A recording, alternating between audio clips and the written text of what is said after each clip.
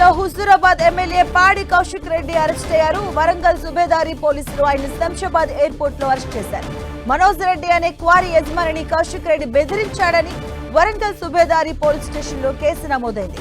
కమలాపురం మండలం వంగపల్లిలో క్వారీ నిర్వహిస్తున్న మనోజ్ భార్య ఉమాదేవి కౌశిక్ రెడ్డిపై ఫిర్యాదు చేసింది.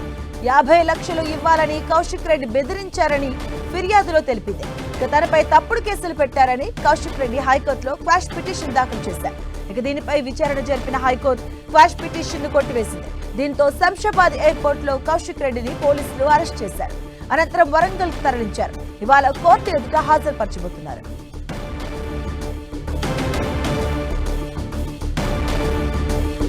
హైదరాబాద్ ఎమ్మెల్యే పాడి కౌశిక్ రెడ్డిని అరెస్ట్ చేశారు. ఒక క్వారీకి సంబంధించినటువంటి బెదిరించారన్న నేపథ్యంలో ఆయన అరెస్ట్ చేసినట్టుగా తెలుస్తుంది.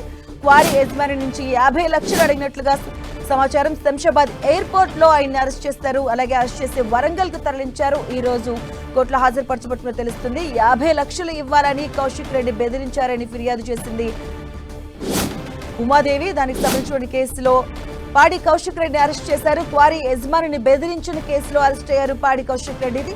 అలాగే తనపై తప్పుడు కేసులు పెట్టారంటూ కొన్ని పాడి కౌశిక్ రెడ్డి ఇప్పటికే తెలియజేయడం జరిగింది. క్వాష్ పిటిషన్ కొట్టివేసింది హైకోర్టు. ఈ నేపథ్యంలోనే శంషాబాద్ ఎయిర్పోర్ట్ లో ఆయన అరెస్ట్ చేసి వరంగల్ కు తరలించారు.